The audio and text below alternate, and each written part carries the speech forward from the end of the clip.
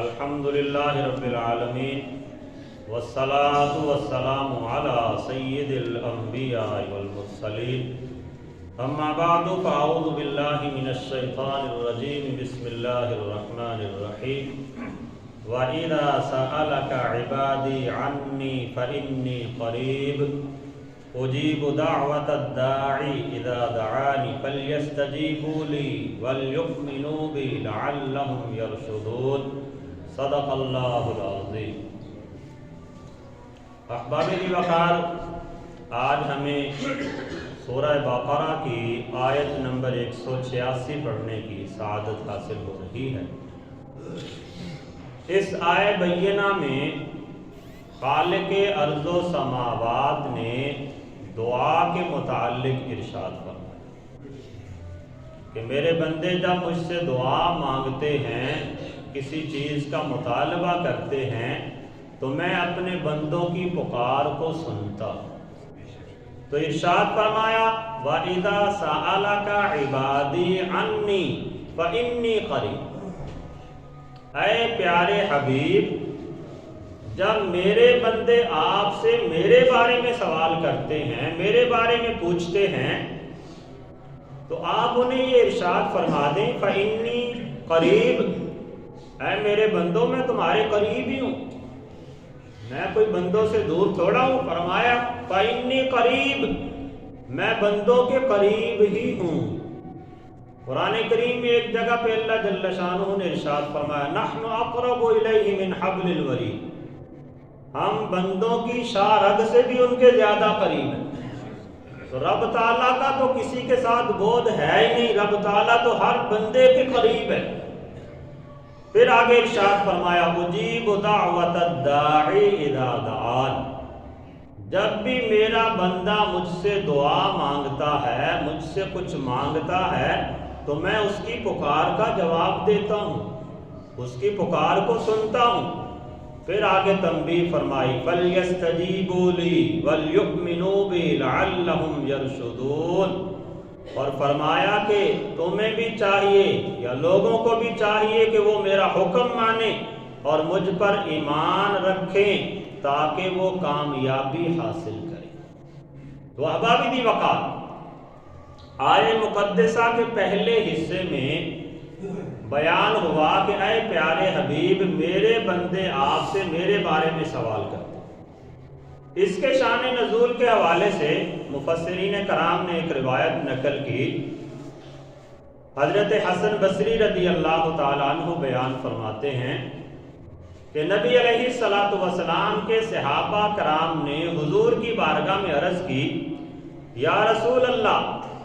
یا حبیب اللہ، ہمارا رب کہاں ہے، ہمارا پروردگار کہاں ہے؟ تو رب تعالیٰ نے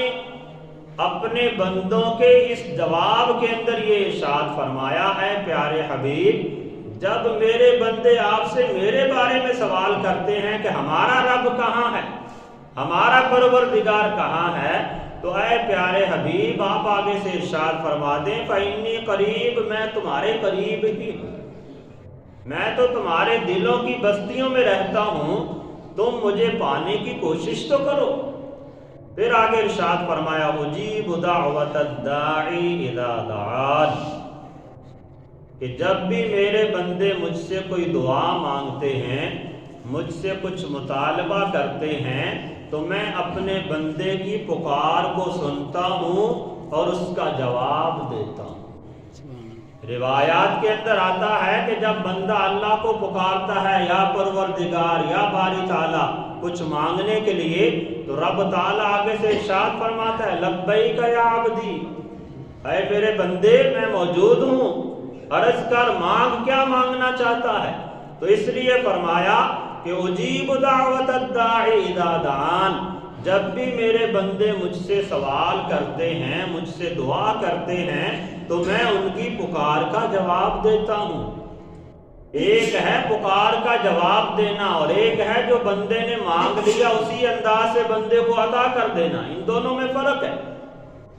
کہ بندہ بعض اوقات کسی کو پکارتا ہے، وہ اس کی پکار کا جواب تو دے دیتا ہے،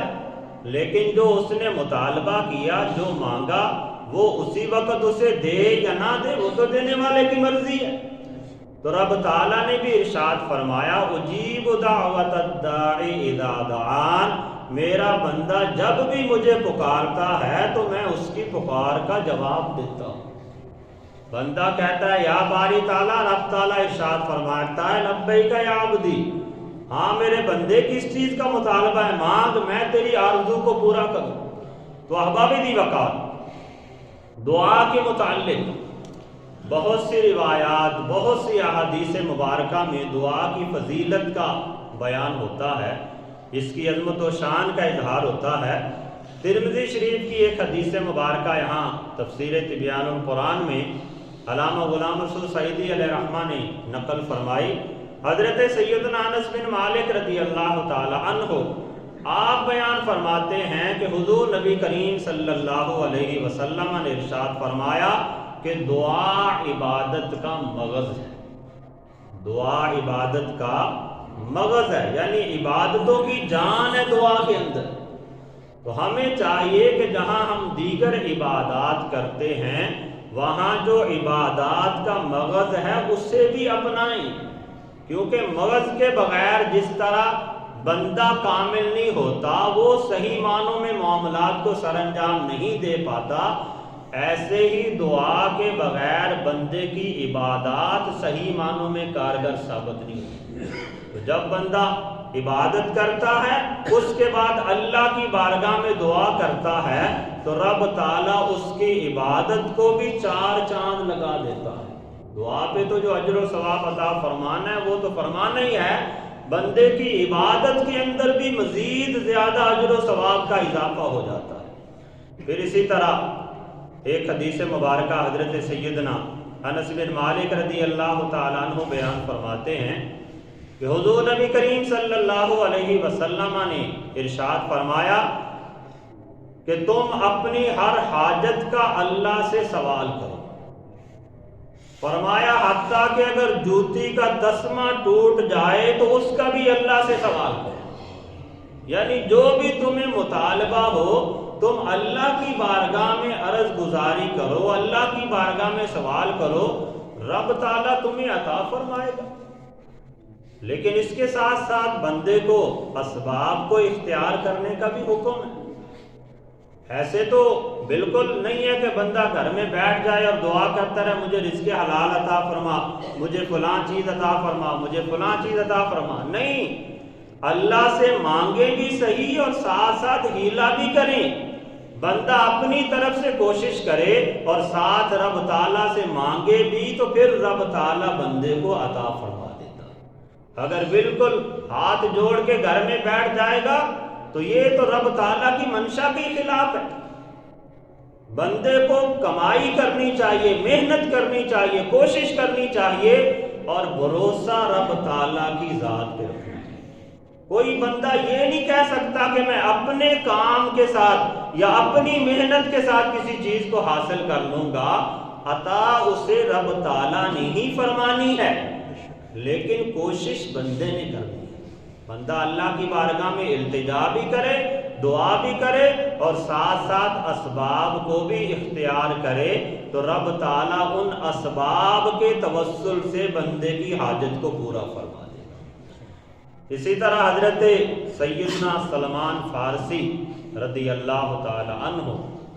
آپ سے مروی ایک حدیث مبارکہ ہے، آپ بیان فرماتے ہیں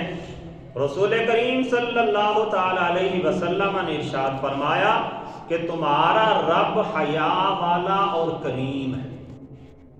فرمایا تمہارا رب بڑا حیا کرنے والا اور بڑا کریم ہے، اور فرمایا جب اس کا بندہ اس کی طرف اپنے دونوں ہاتھوں کو اٹھاتا ہے تو رب تعالیٰ اس کے ہاتھوں کو خالی واپس لوٹانے سے حیا فرماتا۔ یہ رب تعالیٰ کی شان ہے۔ وہ چونکہ رؤوف الرحیم ہے، کریم ہے، تو جو جتنا بڑا سخی ہو اگر اس کے دروازے سے کوئی بندہ خالی جائے تو وہ اپنی توہین سمجھتا ہے، وہ اپنے لیے یہ زیبا نہیں سمجھتا کہ میں اتنا بڑا سخی ہوں اور میرے دروازے سے کوئی خالی چلا جائے۔ تو رب تعالیٰ تو تمام سخیوں کا سخی ہے، تمام کریموں کا کریم ہے، جیسے دنیا کا کوئی سخی بندہ ہو وہ اس بات کو پسند نہیں کرتا کہ میرے دروازے سے کوئی خالی چلا جائے، ایسے ہی رب تعالیٰ بھی اس بات کو پسند نہیں فرماتا کہ میرے دروازے سے آیا ہوا کوئی خالی چلا جائے۔ تو فرمایا جب بھی بندہ اخلاص ہونا چاہیے، بندے مانگنے کا سلیقہ ہونا چاہیے، ادب و احترام کا، خشوع و خضوع کا اظہار ہونا چاہیے، پھر جب بندہ مانگتا ہے تو رب تعالیٰ یقیناً اس کی دعا کو قبول فرما دیتا ہے، اور رب تعالیٰ پھر ایسے بندے کے اٹھے ہوئے ہاتھوں کو خالی واپس نہیں لوٹاتا۔ پھر احباب دی وقات دعا کے لیے کچھ اوقات بھی شریعت میں مختص ہے۔ بعض اوقات ایسے ہوتے ہیں جس میں رب تعالیٰ کی خاص رحمتیں بندے کی طرف متوجہ ہوتی ہیں، اور اس وقت کی گئی دعا رب تعالیٰ زیادہ جلدی شرف قبولیت اسے عطا فرما دیتا ہے۔ تو اس حوالے سے حضرت سیدنا ابو امامہ رضی اللہ تعالی عنہ آپ سے مروی ایک حدیث مبارکہ ہے، آپ بیان فرماتے ہیں کہ نبی علیہ الصلوۃ والسلام کی بارگاہ میں عرض کیا گیا، یا رسول اللہ، یا حبیب اللہ، دعا زیادہ کب مقبول ہوتی ہے؟ دعا کی مقبولیت کے زیادہ اوقات کون کون سے ہیں؟ تو نبی علیہ الصلوۃ والسلام نے ارشاد فرمایا ہے، میرے صحابہ، رات کے آخری حصہ میں مانگی گئی دعا اور فرض نمازوں کے بعد مانگی گئی دعا کو رب تعالیٰ جلدی شرف قبولیت عطا فرماتا ہے۔ سبحان اللہ۔ رات کا جو آخری پہر ہے اس کے بارے میں تو بڑا مشہور آپ لوگوں نے سنا ہے، پچھلی راتی رحمت رب دی کرے بلند آوازہ، بخشش منگن والیاں کارن کھلا ہے دروازہ، کہ جو رات کا آخری پہر ہوتا ہے اس میں تو رب تعالیٰ کی خاص رحمتیں اور برکتیں بندے کی طرف متوجہ ہوتی ہیں، اور رب تعالیٰ خود یہ اعلان فرما رہا ہوتا ہے کہ ہے کوئی بندہ مجھ سے مانگنے والا کہ میں اسے عطا فرماؤں۔ تو اس وقت جب بندہ اللہ کی بارگاہ میں اپنے ہاتھوں کو اٹھاتا ہے، عاجزی و انکساری کا اظہار کرتا ہے، تو رب تعالیٰ ضرور بندے کو عطا فرماتا ہے۔ اور دوسرا وقت فرمایا فرض نمازوں کے بعد، کیونکہ جب بندہ فرض نماز پڑھتا ہے وہ طہارت کی حالت میں ہوتا ہے، پاکیزہ ہوتا ہے، عاجزی و انکساری کے ساتھ، ادب و احترام کے ساتھ اللہ کی بارگاہ میں اللہ کی حمد و ثنا بجا لاتا ہے، پھر کمال عاجزی کا اظہار کرتے ہوئے اپنی جبین نیاز کو رب تعالیٰ کی بارگاہ میں جھکا دیتا ہے۔ جب وہ اس قدر عاجزی و انکساری کا اظہار کرتا ہے تو رب تعالیٰ کی خاص رحمتیں اس بندے کی طرف متوجہ ہو جاتی ہیں، اور اس وقت پھر جب بندہ اللہ کی بارگاہ میں ہاتھ اٹھاتا ہے کہ یا باری تعالیٰ مجھے فلاں چیز عطا فرما، تو رب تعالیٰ اس کی دعا کو جلدی شرف قبولیت عطا فرما دیتا ہے۔ مبارکہ بہت سی باتیں ہیں، اگر ہم اس پہ چلیں تو وقت بہت صرف ہو جائے گا۔ بندے کو چاہیے کہ بندہ اپنے مالک سے مانگے تو صحیح، اللہ کی بارگاہ میں دستے سوال کو دراز تو کرے، ادب و احترام کے تقاضے کے ساتھ، عاجزی و انکساری کے ساتھ، اللہ تعالیٰ کے احکامات کو تسلیم کرتے ہوئے ان پر عمل کرنے کے بعد جب بندہ اللہ سے مانگے گا تو پھر رب تعالیٰ بندے کو ضرور عطا فرمائے گا۔ ہاں، دعا کی قبولیت کے مختلف انداز ہیں کہ بعض اوقات رب تعالیٰ بندے کی دعا کا ثمرہ دنیا میں بندے کو عطا فرما دیتا ہے، بعض اوقات رب تعالیٰ آخرت میں اس کے اجر و ثواب کو محفوظ فرما کے رکھ لیتا ہے۔ یعنی دعا تو بندے کی قبول ہو جاتی ہے، لیکن بعض اوقات اس کا ثمرہ فوری ظاہر ہو جاتا ہے، بعض اوقات کئی سالوں کے بعد اس کا اظہار ہوتا ہے، بعض اوقات بندے پہ کوئی مصیبت آنی ہوتی ہے اور رب تعالیٰ اس دعا کی برکت سے اس کی مصیبت کو دور فرما دیتا ہے۔ بعض اوقات بندے نے جو مانگا ہوتا ہے، رب تعالیٰ چونکہ عالم الغیب ہے، رب تعالیٰ جانتا ہے کہ یہ میرے بندے کے حق میں بہتر نہیں ہے، رب تعالیٰ اس کا نعم البدل کچھ اور عطا فرما دیتا ہے۔ اور اگر دنیا میں کسی بھی اعتبار سے اظہار نہ ہو تو پھر رب تعالیٰ اس دعا کا میدان محشر کے اندر جب اجر و ثواب عطا فرمائے گا تو روایات میں آتا ہے کہ اس وقت بندہ جب اس دنیا میں ظاہر ہونے والی دعا کے اجر و ثواب کو پائے گا تو اللہ کی بارگاہ میں التجا کرے گا، حسرت کرے گا کہ اے کاش میری دنیا کے اندر کوئی دعا قبول ہی نہ ہوئی ہوتی، میری تمام دعاؤں کا ثمرہ مجھے آج میدان محشر کے اندر ہی مل جاتا۔ تو احباب دیوکار، یہاں سے ہمیں پتہ چلتا ہے کہ بندے کو اللہ کی بارگاہ سے نا امید نہیں ہونا چاہیے۔ دعا کا اگر فوراً اظہار ہو جائے اس پہ بھی اللہ کا شکر ادا کرے، تکبر نہ کرے۔ اگر دیر سے اظہار ہوتا ہے تو تب بھی اللہ کی بارگاہ سے نا امید نہ ہو، اللہ کی بارگاہ میں دستے سوال کو دراز کیے رکھے۔ رب تعالیٰ اس پہ بندے کو قیامت والے دن پہاڑوں کے برابر نیکیوں کے انبار عطا فرمائے۔ پھر آگے ارشاد فرمایا فَلْيَسْتَجِيبُوا لِي وَلْيُؤْمِنُوا بِي لَعَلَّهُمْ يَرْشُدُونَ، اور فرمایا کہ چاہیے کہ وہ میرا حکم مانیں اور مجھ پر ایمان رکھیں، میری ذات پہ ایمان پہ برقرار رہیں، لعلہم یرشدون، شاید کہ وہ ہدایت پا جائیں۔ تو بندے کو بھی حکم ہے کہ بندہ صرف مانگتا ہی نہ رہے، جو رب تعالیٰ نے حکم دیا ہے اس پہ عمل بھی کرے۔ جب بندہ کسی کے حکم پہ عمل کرتا ہے تو وہ اس بندے سے خوش ہوتا ہے، اور پھر جو بندہ مانگتا ہے وہ اسے عطا فرما دیتا ہے۔ دنیا کا یہ ایک مالک ہو، ایک بندے کا باس ہو، اگر بندہ اپنے باس کی بات ہی نہ مانے، مالک جو بھی کام کہے اس کے خلاف کرے، اور پھر جا کے مالک کو کہے کہ میری مدد کرو، تو مالک کہاں عطا کرے، وہ تو رد فرما دے گا۔ لیکن اگر بندہ مالک کی تمام بیان کردہ باتوں پہ عمل کرے، جو مالک حکم دے فوراً اسے پورا کرے، تو پھر یقیناً مالک اس سے خوش ہوگا، اور بندہ اگر تنخواہ سے اضافی بھی مطالبہ کرے گا تو مالک اسے انعام کے طور پہ عطا فرمائے گا۔ تو ایسے ہی رب تعالیٰ بھی ہمارا خالق و مالک ہے۔ تو جب ہم اللہ کے احکامات کو مانیں گے تو پھر رب تعالیٰ ہم سے خوش ہوگا۔